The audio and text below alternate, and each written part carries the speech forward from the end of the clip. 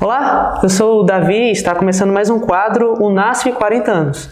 E hoje temos a alegria e a honra de receber aqui o pastor Emilson dos Reis, um pastor que foi muito influente aqui no NASP, em especial exerceu grande contribuição na instituição. Pastor, seja muito bem-vindo.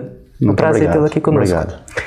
Pastor, para que o pessoal possa conhecê-lo melhor, fala um pouquinho sobre a sua origem, onde o senhor nasceu, quem eram seus pais e como iniciou a sua caminhada no ministério. Eu nasci na cidade de Porto Alegre, capital do Rio Grande do Sul, no dia 27 de outubro de 1955. Os meus pais já eram adventistas e quando menino eu fui matriculado na escola adventista da própria igreja, no caso em Porto Alegre, Igreja da Floresta. Meus pais haviam sido parte do grupo que havia fundado aquela igreja e ali havia uma escola. E eu fiz todo o antigo curso primário naquela escola. E depois dali eu fui para o IACS, que é o nosso internato no Rio Grande do Sul, Instituto Adventista Cruzeiro do Sul, e ali eu fiz o ginásio e depois o curso científico no ensino médio. Então, basicamente, esse é o início da minha vida e vida como estudante também. Que legal, pastor. E quando que começou esse relacionamento pastor Emilson dos Reis e o NASP? Eu já era pastor há vários anos, havia começado meu trabalho no Mato Grosso, depois eu fui chamado para a minha terra, para o Rio Grande do Sul, e fui professor e pastor no IACS durante 4 anos.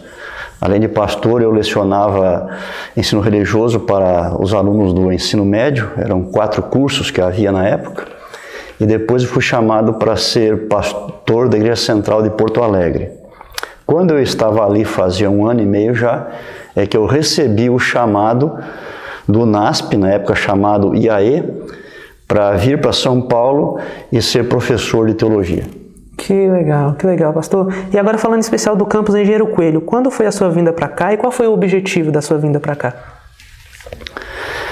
Quando eu aceitei o chamado para vir para São Paulo, deixar de ser pastor distrital e ser professor de teologia, a igreja já tinha o plano de transferir o seminário de teologia lá de São Paulo aqui para o interior. Então, lá chamava IAE e aqui estavam chamando de novo IAE. E quando eu fui chamado para São Paulo, eu queria muito ser professor no interior, no que seria o novo IAE. E então, eu, na verdade, com a minha família, fiquei orando todos os dias, de manhã à noite, para que a gente pudesse vir aqui para o interior.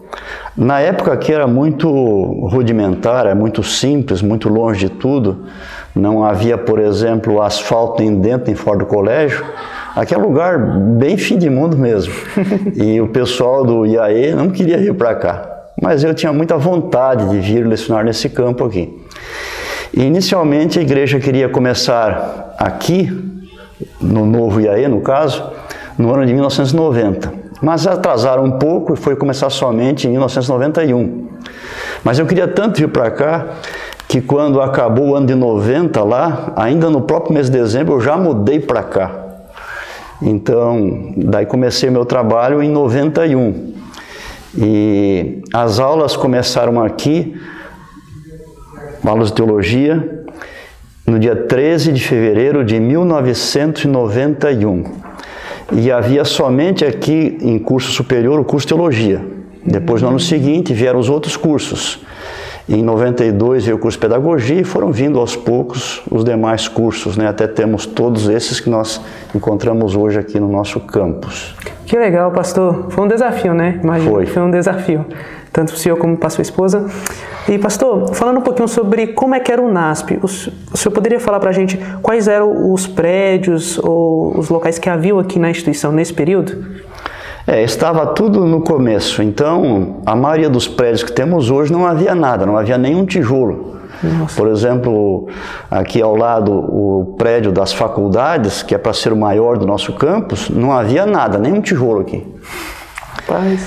O único prédio que nós temos hoje, que já estava pronto já, e é do mesmo jeito que na época era, é o refeitório. O refeitório teve algumas reformas, mas continuou no mesmo prédio. Os outros todos foram sendo ou aumentados ou iniciados do zero, né? Por exemplo, onde está a nossa igreja hoje, ali havia um barracão de zinco, funcionava a serralheria do campus aqui. Rapaz! Né? E os dormitórios foram surgindo bem no início, inclusive um pouco antes de eu mudar para cá. Eu vim um pouco antes aqui para conhecer, uns 2 anos antes eu passei por aqui, e na verdade havia somente uma ala de um prédio para internato. E embaixo eram os rapazes que ocupavam, e em cima eram as moças. Eles chamavam de misto quente, né? Depois construíram outro dormitório, e aí foram construindo mais alas, e foi aumentando, e temos o que é hoje aí. Que legal, pastor Emilson Reis. A gente estava olhando ali alguns arquivos, a gente percebeu que o senhor foi o primeiro professor a dar aula no ensino superior aqui no NASP, em Engenheiro Coelho. Sim. Você poderia falar para a gente como foi essa experiência, a quantidade de alunos que estavam presentes, e como foi essa primeira experiência na sala de aula aqui no NASP, em Engenheiro Coelho? Quando nós viemos para cá, aqui no campus já havia escola básica, ela era muito forte, ela já tinha mais de 1000 alunos na época. Nossa! Havia muitos ônibus que vinham para cá, ônibus e vans da região trazendo alunos, e começamos somente com teologia. Então, no início, nós começamos apenas com o 1º e 2º ano. Havia 2 turmas de 1º ano, cada uma em torno de 40 alunos, e uma turma de 2º ano que havia feito o 1º em São Paulo veio fazer o 2º ano aqui. Então eram 3 turmas, né? Nós éramos apenas 4 professores. Então o primeiro encontro nosso foi na capela do residencial masculino. Ali uma reunião com todos os alunos e os professores, os poucos que havia na época, dando boas-vindas, alguma orientação geral, e depois nós saímos para as aulas. E a primeira aula de 1º ano, quem deu, fui eu. Mas não havia o prédio que nós temos hoje. Então as aulas funcionavam aqui nesse prédio da biblioteca. Enquanto construiu esse lado de cá, nós tínhamos aulas no lado de lá. Então assim é que funcionou no início. Onde é hoje é o Aicon aqui próximo, né? Que legal, pastor. E falando um pouquinho em relação a esse processo de desenvolvimento, o senhor acompanhou provavelmente algum desenvolvimento do NASP em relação ao aspecto patrimonial, mas também da educação. Como foi a chegada dos demais cursos aqui? Ele foi também um processo gradual? Vieram de outro campus ou foi algo inédito aqui dentro do campus de Engenheiro Coelho, falando dessa chegada dos novos cursos? As duas coisas. Porque tradicionalmente lá em São Paulo, no que era o IAE, por muitos anos, por dezenas de anos, havia apenas 3 cursos. Só havia teologia, pedagogia e enfermagem. Depois foram surgindo os outros cursos. E aqui, como eu disse, começou teologia, pedagogia, foram vindo outros cursos, alguns transferidos de lá, e outros começaram aqui. Ah, sei. Até não havia lá. Inclusive, muitos anos depois, quando surgiu o curso de Direito, por exemplo, em todo o mundo adventista, o NASP era o único que tinha um curso de Direito. Rapaz. Então foi iniciado aqui mesmo, né? Foi algo inédito. E falando da sua atuação aqui no NASP, pastor, o senhor teve proeminência na área de educação aqui como professor da Faculdade de Teologia, mas o senhor também trabalhou em outras áreas aqui dentro do NASP, em Engenheiro Coelho? Então, eu fui professor o tempo todo aqui, mas além disso, por 2 anos eu fui pastor desse campus. Que legal. Só que enquanto pastor eu também continuava a dar um pouco de aulas ainda para teologia. E fui diretor do seminário. Aliás, no seminário eu fui primeiramente, enquanto professor também, fui secretário acadêmico, uma função que não tem hoje. Hoje chama-se coordenador acadêmico. E na época eu fui secretário acadêmico por 9 anos. E depois eu fui diretor por 7 anos e meio. Como os mandatos são de 2 anos e meio, eu fui diretor durante 3 mandatos também. Ah, que legal, que legal. Enquanto o senhor estava atuando como diretor da Faculdade de Teologia, o senhor acompanhou algumas mudanças no currículo? E se sim, como foram essas mudanças? Bem, no Brasil não havia no passado nenhum curso de teologia protestante ou católico que fosse oficial. Nenhum. Então, lá por 1999, mais ou menos, o governo brasileiro começou a abrir as portas para que os cursos pudessem ser oficializados. Então, nós aproveitamos a oportunidade, começamos a dar andamento a essa situação aí, e em 2013 o nosso curso foi aprovado como sendo um curso oficial. E a partir daí, então, os formandos poderiam ter um diploma oficial de graduação, porque até então o diploma não tinha validade educacional. Os pastores, antigamente, o que eles tinham de diploma era só do ensino médio. Sim. E agora puderam ter, então, aí o diploma oficial. Acontece que, com o passar dos anos, a pedido da própria igreja, nós fomos acrescentando à matriz curricular algumas disciplinas. A igreja pediu, podia ter essa matéria lá para ajudar, preparar os pastores e tal, daí colocávamos ali. Um outro ano alguém pediu outra coisa e tal, e isso foi inchando. Nossa, imagina. E o nosso curso estava realmente muito grande. Nós tínhamos centenas e centenas de aulas a mais do que era o normal. Rapaz. Então, a partir de 1912, nós fizemos uma reestruturação na matriz curricular. Nós comparamos a nossa matriz na época com o que era esperado de um curso de graduação e vimos que nós tínhamos muitas aulas a mais e muitas matérias a mais. Então precisávamos diminuir as duas coisas, número de aulas e número de matérias. Então foi feita uma grande reestruturação que começou a funcionar no ano seguinte, em 2013. Essa foi muito grande mesmo, porque nós precisamos tirar muitas disciplinas e diminuir bastante também, e isso envolve ter uma certa percentagem de várias áreas, de modo equilibrado. Sim. Tem que ter um tanto de disciplinas que são instrumentais, por exemplo, português, inglês, metodologia de pesquisa, psicologia, filosofia, elas não são teológicas, mas são úteis. E temos que ter um certo número também, uma percentagem de matérias na área de teologia bíblica, sistemática, histórica, pastoral. Então, realmente foi muito trabalhoso, foi uma coisa muito bem feita, e a partir de 2013 começou então esse novo currículo aí com os alunos, né? Mas além disso também, uma outra coisa que eu estou lembrando aqui agora, é que como o governo possibilitou, nós temos cursos oficiais agora, uma pergunta que veio para quem já estava formado era: eu posso convalidar o meu estudo? Eu que já formei? E o governo então ele criou um sistema para que isso fosse possível.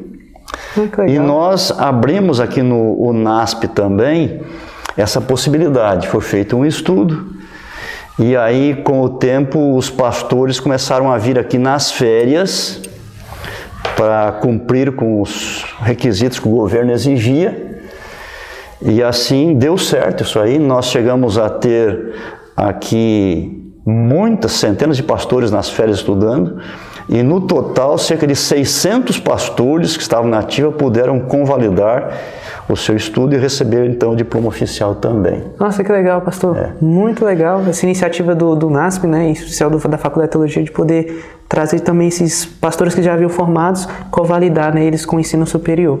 O nosso seminário também, ele chegou a ser, na época, o maior seminário adventista do mundo em número de alunos. Que nós tínhamos aqui na graduação 500 alunos, havia uma pós-graduação de mais de 130 pastores estudando, havia um doutorado com cerca de 15 alunos também, e na época havia 250 pastores estudando ao mesmo tempo a convalidação. Então era muita gente, né? E tudo isso era administrado pelos professores de teologia. Pastor, e para o senhor, por que o NASP é uma instituição tão diferencial em relação às outras instituições de ensino? Bom, para poder mencionar especificamente, eu teria que conhecer as outras instituições também e compará-las com o NASP. Não é esse o caso, porque eu tenho toda a minha vida de estudos dentro da igreja, desde o primário até o doutorado, né?